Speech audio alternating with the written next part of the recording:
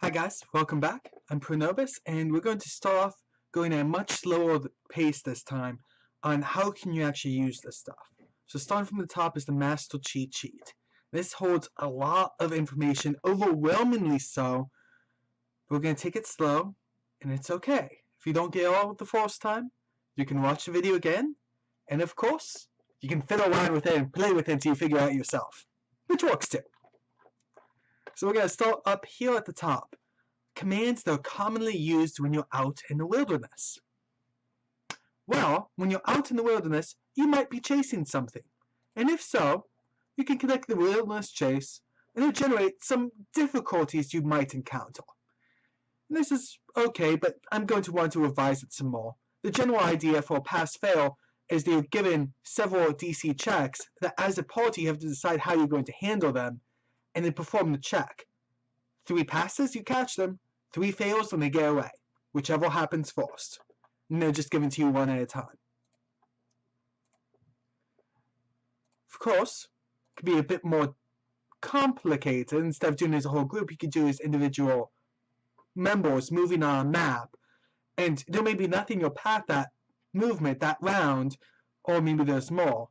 And you could do that as well. It's a GM's preference on which one he prefers. Oh, she, of course. Long rest. So we take long rests out in the wilderness. If you find a relatively safe place, that'd be this. And we can see here that it generates. And this random encounter, once the random encounter generator is fully operational, it's actually stick a link in here to a pre-generated encounter. But that's still pre-release, so it's not here yet. Adventuring days. This is where you're walking around. The odds are a bit more likely you're going to run into an encounter during the day when you're walking around. And so we see there's 2 here, there was only 1 on the previous thing. And that's just randomly generated odds. Sometimes there might be none, sometimes there might be 5, or hypothetically 24. But the odds are very, very against that. Perception checks. If you have people looking around and they found everything you got, so you need to give them something, well, here it is. It kind of recommends what levels you should be giving them stuff. And so for a mundane item, so they are doing a really bad perception check, they might find some hawk bones, it looks like. Yep, some hawk bones. Or all sorts of other random stuff this guy can kick out. A crushed cup. It's not designed, it's mundane items, not supposed to be all that exciting. If they're doing a bit better, maybe they find some adventuring gear. And it gives you a nice link. So you found a sack.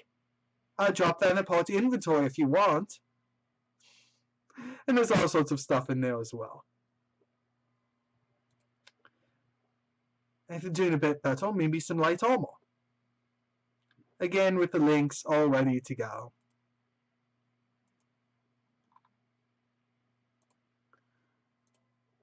Tools and kits. You notice that some of these that have common effects will have skill coding on them. What's skill coding for? Well, if you have a PC open,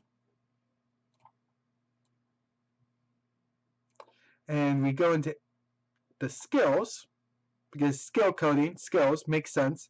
We drag that over there, it automatically fills in recommended intelligence and that information now. And of course we can mark if they have proficiency with it, double proficiency, half, or so on and so forth, like everything else. Okay, so all sorts of stuff there. And the perception check keeps going on and on. And there's even some of this stuff, if you want to give them a mundane magical item, you can if you wish. It's not going to be anything too exciting, but you can if you wish. But I'd recommend that they have to get a really good rolling to get something like that. Because, I mean, no. This is another good thing to bring up. Spear of Myzon Slaying. Well, the Myzons will be released with the battles. It's something I've been working on for a little bit. It's a class of NPCs that I'm really excited about. They're essentially an anti-dragon. Anyway, more on that later as I get closer to release. I don't want to have too many spoilers here early on. If you want to throw up something to mess up your players, you can always have a natural disaster. They're walking into town and half of it sucked into a sinkhole.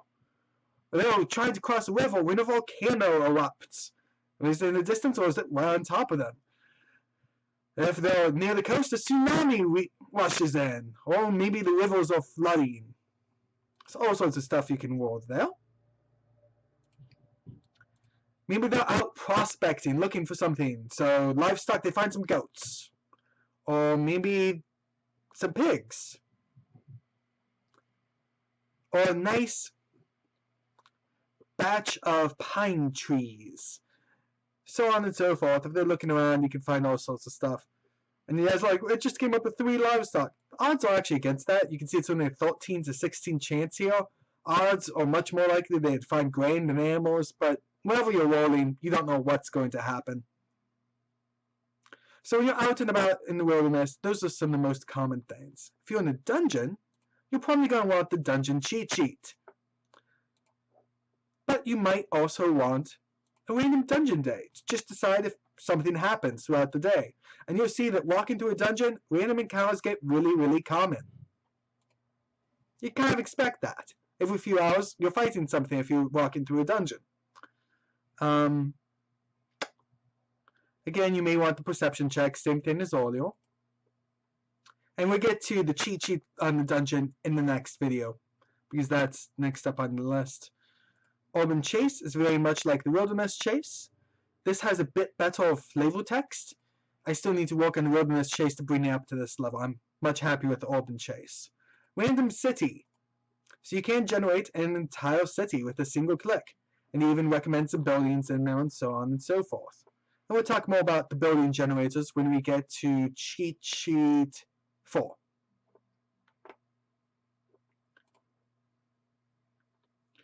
Here are the random encounter cheat sheets, and all of those are in battles, which is pre-release, so I'll just skip over that for now.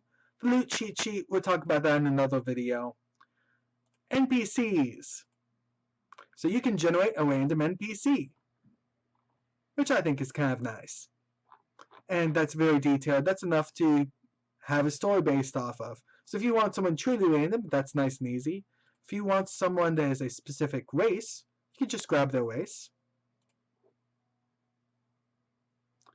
If you want to set what sub-race they are, I have all of the different sub-races down here, and you can force it to give you a specific result. To force it to give you a specific result, right-click on the 6-sided die, click Custom Dice, and click 0. Drop the 0 into the custom box. Now I'm rolling D0, otherwise known as I'm not rolling at all, but I can add a modifier. So looking at this list, this entire place of elves is all filled with Horse Lord elves. Number 7. So now it doesn't matter what rolls, as long as I'm rolling an elf, it's going to be a Horse Lord elf.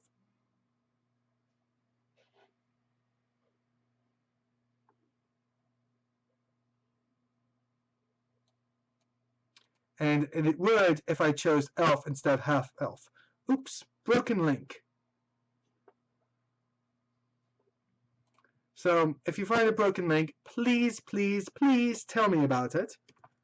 And you can always still find the actual page if you know where to look. And there we see it is indeed generating Horse Lord elves. Repeatedly and accurately. And yep. And we'll continue on. You can also force a specific class. And if you want to set the level, you can set the level like right here. You can force a specific background, which has its own cheat sheet, so we'll go over that in more depth later. There's an organization generator, which gives us some alignment stuff, some other stuff. This is a work in progress, and we will see improvements to it in the future. So like we notice here, we even have a tiny bit of text here that did not generate properly. We have all of this text here that's not pretty printed. And that means I need to go and fix some stuff. But it does give some very nice general basic information here. Now we will see under obligations, if duplicated must default to the hierarchy. I gave you more than you need because there'll be duplicates and you can just get rid of them. Signature spells, all sorts of other fun stuff. And that will have increased complexity as we keep going, as I get the chance to continue to develop it. Then we have CR by size. So here is a fully functional thing that allows you to generate tiny and stat blocks. Bad news is it's not formatted that well. So we have the new version down here that allows us to generate a lot more information and this pretty printed in the correct format for the NPC engineer. So I can copy this text over to the NPC engineer and be up and running very quickly with the new monster. Some of this you may want to tweak. So by default, it's going to give it a bunch of samples of vulnerability, resistance, immunities, condition immunities, that type of stuff. You can always turn those off if you dislike them, or you can come up with a backstory about why they have those.